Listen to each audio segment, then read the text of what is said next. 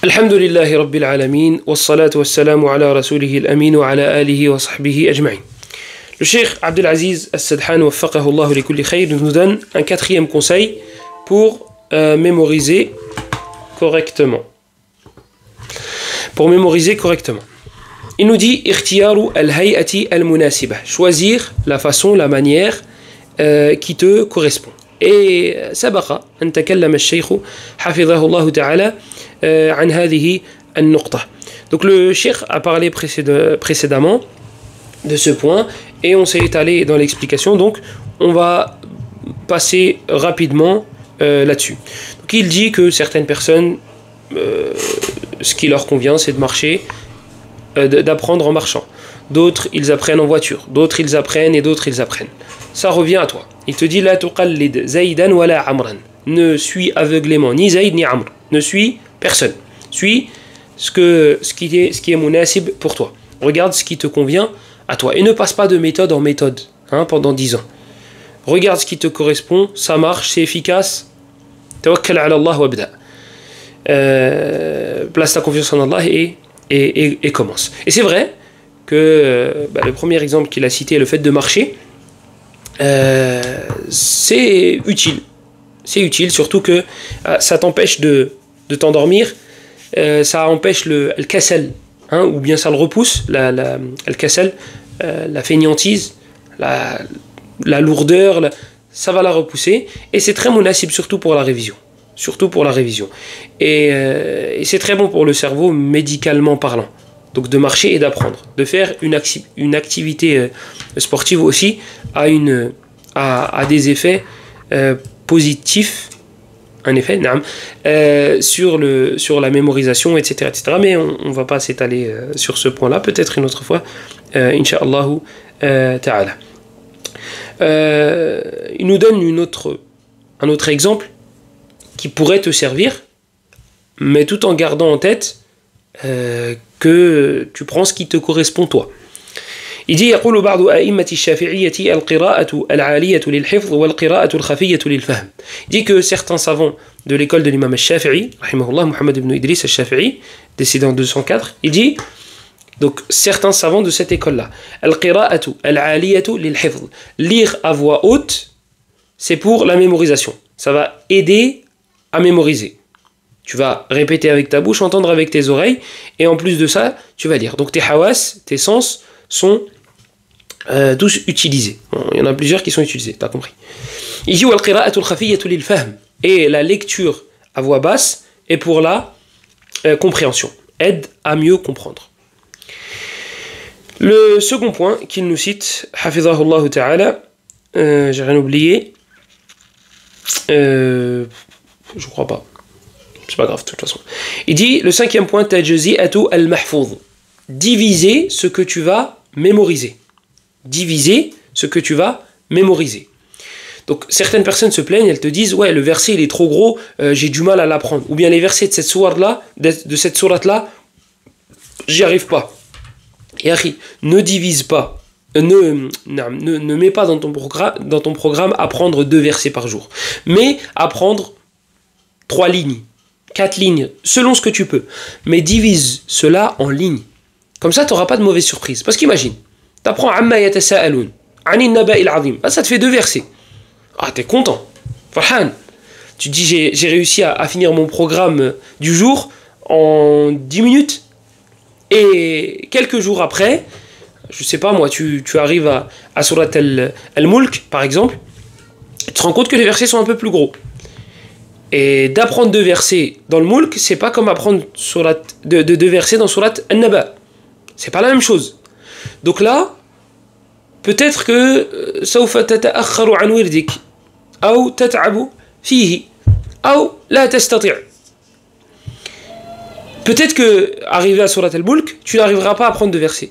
Pourquoi ? Parce que les versets sont trop épais. Yahi, 2 lignes, par exemple. Parce que toi, tu vas être content les jours où les versets seront petits et tu seras déçu, voire démotivé. Alors peut-être que tu mettras ton programme de côté pendant plusieurs jours parce que tu n'arriveras pas à apprendre 2 versets le jour où tu arriveras à, je sais pas, Surat Al-Mulk ou le verset dans Surat Al-Muddathir. Peut-être que tu le trouveras trop gros et ce jour-là, tu n'arriveras pas à prendre de versets. Tu seras tellement dégoûté de la vie et de toi et que tu seras tenté de te suicider et d'arrêter d'apprendre le Coran et de te dire c'est pas pour moi, c'est trop compliqué, c'est pour ceux qui ont une bonne mémoire. Alors que pas du tout. Bref, divise cela en lignes. Tu divises en lignes, comme ça t'artah. Le verset, il fait une page, ou là une demi-page, ou là... Toi, ton programme, c'est 2 lignes. Ou 3 lignes, ou 4 lignes. 2 lignes, c'est un exemple. C'est vrai pour le Coran, c'est vrai pour la Sunna, c'est vrai pour le Hadith. La Sunna, c'est le Hadith. Pour les moutons dans lesquels il y a du fiqh, ou la Aqida, ou ce que vous voulez. Ne divisez pas en... moi, j'apprends 2 hadiths par jour. 2 hadiths. Bref, c'est un détail. Divisez cela en lignes. Qu'est-ce que j'apprends de la Sunna par jour? 2 lignes, ou la 3 lignes, ou la 4 lignes. Qu'est-ce que j'apprends de fiqh? 1 ligne, 2 lignes. Comme ça, je sais que je peux. C'est pas, je tombe sur Kitab al-Tahara, moi j'apprends un chapitre par jour. Tahara, ça va. Salah, ça va pas. Et il est beaucoup plus épais et plus long. Donc comme ça, tu n'auras pas de mauvaises surprises. Et c'est vrai qu'en divisant, tu vas trouver le temps... assez long, et tu vas te dire quand est-ce que je vais terminer le chapitre. Et c'est ce qu'on se dit quand on divise une sourate en versets, on se dit alhamdoulilah, à la fin du mois je pourrais la terminer, donc tu es content. Mais cette question là, cet objectif là, il faut le changer. Mata akhtim, mata farad, quand est-ce que je terminerai, quand est-ce que je vais terminer, quand est-ce que je clôturerai, toutes ces questions là tu les mets de côté. Quand est-ce que je vais finir d'apprendre le Coran? Quand est-ce que je serai libre? Quand est-ce que j'aurai du faragh pour la Sunna? Une fois que j'aurai appris le Coran. Écoute, c'est vrai que ça va être plus long, mais la question c'est pas celle-ci qu'il faut se poser. Mata utqin wa kayfa utqin. هذا هو السؤال الذي ينبغي أن تطرحه على نفسك. La question que tu dois te poser, c'est comment arriver au degré de la maîtrise. Quand est-ce que je pourrais maîtriser? C'est ça la question. Le but, c'est pas de finir le Coran le plus rapidement possible. Taïb, on va prendre un exemple avec une sourate. Sourate Ar-Rahman. Le verset se répète, je crois, une 30aine de fois. فَبِأَيِّ آلَاءِ رَبِّكُمَا تُكَذِّبَانِ. Les versets qui sont entre... Ils sont pas très difficiles. Ils sont assez courts. Taïb, toi tu te fais un jadwal, un barnamaj, tu te fais un programme. Surat Ar-Rahman, je peux la terminer en 1 semaine, 2 semaines. Taïb, 2 semaines. Qu'est-ce que je vais faire? Je vais apprendre chaque verset, je vais me dire, je vais apprendre, je sais pas moi, 5 versets par jour par exemple, ou là un peu moins, ou là un peu plus. Taïb, tu la termines. Bismillah, je vais faire la salat avec. Allahu Akbar. À part Ar-Rahman, il n'y a rien qui vient. Pourquoi? Tu as la sourate en tête, tu as les versets en tête, d'accord? Mais les coller entre eux, comme tu étais pressé, tu n'as pas fait attention. Donc toi, ton objectif, ça a été de la terminer, tu l'as terminée. Mais de la réciter, tu ne pourras pas. Qu'est-ce que tu vas devoir faire? Revenir au tout début et coller les versets. Et ce travail-là, à ce moment-là, est très dur psychologiquement. Pourquoi? Parce que dans ta tête, tu l'avais terminé. Pour toi, ça y est, c'était une affaire classée, ça. Pour moi, je passais à Al-Waqi'a, par exemple. Ou si tu vas prendre l'autre côté, le 54, Al-Qamar. Pour toi, là, ta tête, ta himma, ta motivation, elle était déjà dirigée vers Surat Al-Qamar. Et tu l'avais déjà peut-être divisée. Moi, je vais l'apprendre comme avec Ar-Rahman. Je vais l'apprendre en 2 semaines. Taïb, ça va être la même chose. Voire pire. Parce que là, ça va s'entasser. Au lieu d'essayer de maîtriser Ar-Rahman, tu vas devoir essayer de maîtriser Al-Qamar et Ar-Rahman. Et peut-être qu'Ar-Rahman, entre-temps, elle sera pas... elle sera plus là. Donc, la question que tu dois te poser, mon frère, la question que tu dois te poser lorsque tu apprends, Mata utqin wa kayfa utqin. Quand est-ce que je vais maîtriser et comment je vais maîtriser cette sourate, ce hadith, ce livre, quand est-ce que je vais maîtriser? Comment je vais arriver à ce degré-là? Ne t'empresse pas. 6e point qui nous cite Wahidin Nusra. Prends une seule édition. Que ce soit avec le Coran, que ce soit avec les hadiths que tu vas apprendre, que ce soit avec les moutons qui sont en rapport avec l'aqida ou bien le fiqh, etc. Prends une seule maison d'édition. Prends une seule maison d'édition. Pourquoi? Parce que tu vas retenir. Même si tu es la personne qui détient la plus mauvaise mémoire de la terre, hein, tu vas finir sur le long terme, Inch'Allah, par retenir que le hadith que tu as appris était sur une page de droite. Et que l'autre hadith que tu as appris était sur une page de gauche. Mieux, le Coran. Tu vas te rappeler que ces versets-là étaient à droite et ces versets-là étaient à gauche. Et ça va même t'aider dans ta révision et lorsque tu vas réciter. Des fois, tu es là, tu récites, t'as un trou. Le cheikh qui t'écoute, il te dit, bah là on change de page. Ça c'était le dernier verset de la page. Ah d'accord, ok, bah c'est ça alors le verset. Et jarrib et tu vas voir. Essaye et tu vas voir. Mais pour cela, il te faut une seule maison d'édition.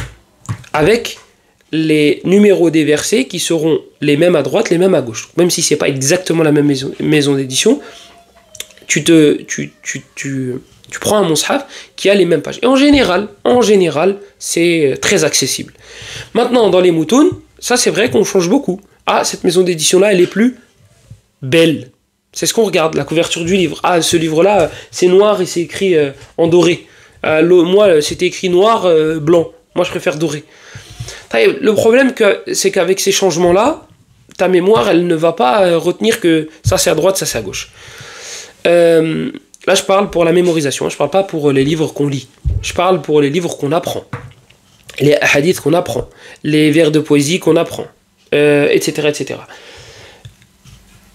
On a souvent le réflexe de réviser sur nos téléphones.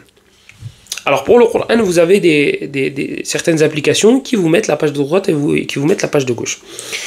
Et pour vos pages, si par exemple vous avez un cahier dans lequel vous avez écrit des fawaïd, donc des leçons de la science, vous prenez en photo les deux pages. Prenez en photo la page de droite et la page de gauche, vous la mettez sur une seule photo.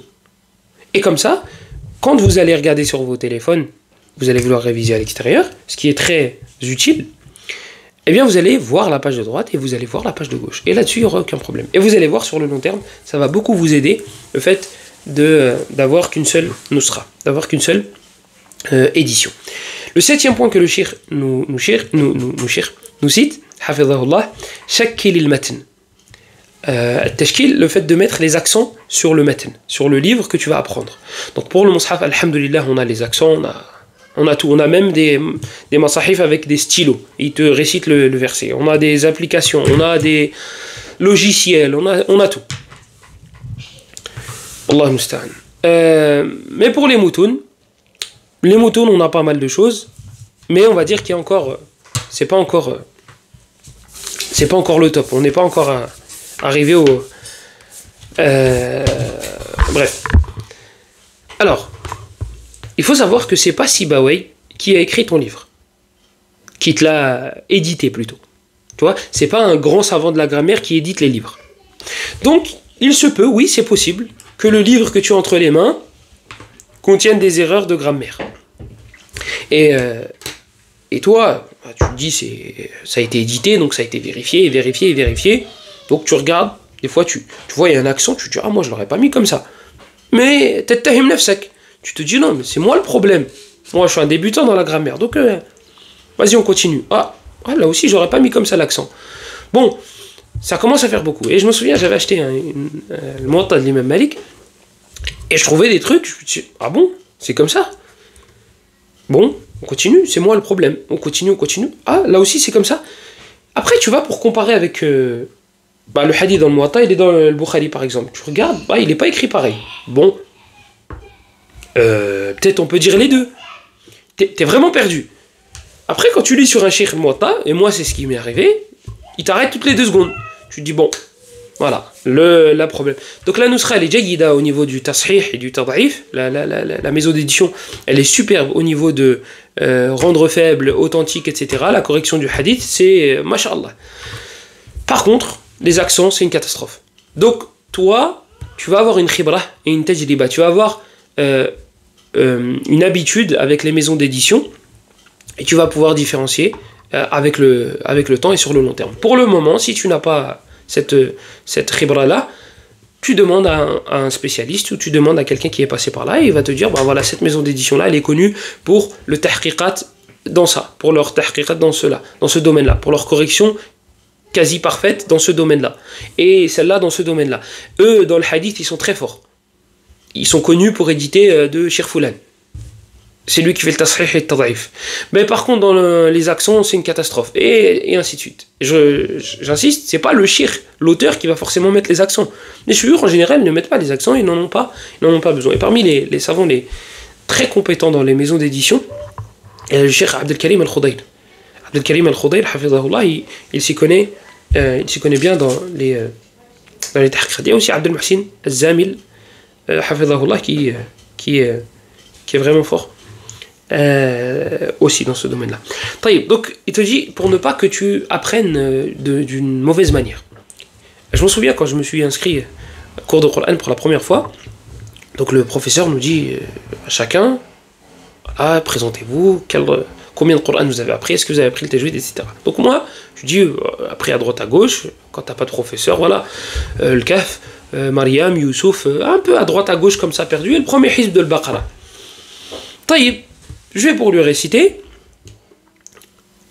et direct. Il dit, t'as appris en phonétique? Je dis oui. Il dit alors écoute, on va partir d'un... Le point de départ c'est quoi? Pour moi, tu n'as rien appris. Alors là, ça fait l'effet d'une gifle dans l'oreille, pour ceux qui s'en sont déjà pris. T'es sonné. Quoi? T'as fait un château de cartes, tu te dis, je l'ai fait minutieusement, et lui, il vient comme ça, il passe, il fait « Ouais, il est nul. » Et il te le casse. Tu te dis « Oh, comment ça? C'est gros quand même, comme si j'avais rien appris. » Et oui, fi'lan. Parce que c'est une catastrophe. C'est une catastrophe. Après, bon, il y a des frères qui apprennent avec la phonétique et qui écoutent un audio de l'Husali, par exemple. Ça limite les dégâts, on va dire ça comme ça. Ça limite les dégâts. Ça veut dire que vous ne serez pas aussi catastrophique que moi. Mais quand même. Et puis, wallahi, quand vous voyez la facilité de la langue arabe, vous pouvez pas vous dire... c'est frustrant, en fait. T'as envie de lui dire, mais vas-y, apprends l'arabe, wallahi, tu verras. Tu verras comment c'est. Là, je parle pas de connaître les sens, etc., etc. Je parle juste des lettres. C'est vrai qu'on dirait du japonais, là, du chinois, là. C'est vrai. Mais, voilà, c'est pas du tout compliqué. Et c'est pas comme si on maîtrisait 10 langues. On n'avait que le français, et on ne le maîtrisait même pas. Et on a appris l'arabe. Et on en est venu à la conclusion suivante. C'est pas difficile. C'est pas difficile. Après, c'est pas difficile, ça veut pas dire que tu peux te contenter de 20 minutes par jour. Hein, faut pas confondre. Faut pas confondre. Facile, accessible, et c'est dur la langue arabe. Pourquoi? J'arrive pas à apprendre. Tu prends combien par jour? 5 minutes, 10 minutes, des fois 15 minutes. T'es régulier? Non. Déjà, c'est pas assez, mais en plus de ça, t'es pas régulier. Donc c'est pas parce que c'est simple que tu peux passer 5 minutes par jour, 5 minutes tous les 2-3 jours. Non. Donc, ça fait mal, c'est vrai, mais c'est la vérité. Lorsque tu apprends phonétique, lorsque tu n'apprends pas correctement, c'est comme si tu avais rien, peut-être même pire. Peut-être même pire, parce que là, toi, tu t'es habitué pendant des années, peut-être des mois, voire des années, à prononcer d'une manière incorrecte. Et si c'était 1 ou 2 mots, ça va. Mais quand tu apprends des ahzab, quand tu apprends un hizb et demi, bon, je vais y arriver, de l'Baqara, plus le Kahf, plus tu dis, wow, le travail que je vais devoir faire, il est énorme. Et c'est une galère, croyez-moi, c'est une galère. Donc là, même si c'est un peu moins grave, avec les accents, crois-moi, tu vas galérer. Tu vas galérer si tu n'apprends pas le hadith correctement, si tu n'apprends pas le vers de poésie correctement, tu vas galérer. Et peut-être même que en répétant pour corriger, tu vas retomber dans l'erreur quelques mois après. Donc, comment ils disent les Français? Mieux vaut prévenir que guérir. Ad-daf'u ashalu min al-izala. Oui. Donc prévenir, mieux vaut prévenir que guérir. C'est ça, j'ai pas inversé. Oui, c'est ça. Donc avant de faire cette erreur-là, prends un matn qui est qui a des accents et qui a été validé. Qui a été validé par les chouyours. Il y a des maisons d'édition qui sont très travaillées. Et le mieux, et ça restera toujours le mieux, c'est de réciter un shir. De réciter un shir, le livre que tu veux apprendre. Ou le Coran. Je parle de livres parce que le shir fait référence au moutoun assez souvent. Est-ce que j'ai oublié quelque chose? Je ne crois pas. Je ne crois pas. اوكي هذا والله اعلم وصلى الله وسلم وبارك على نبينا محمد وعلى اله وصحبه اجمعين والحمد لله رب العالمين.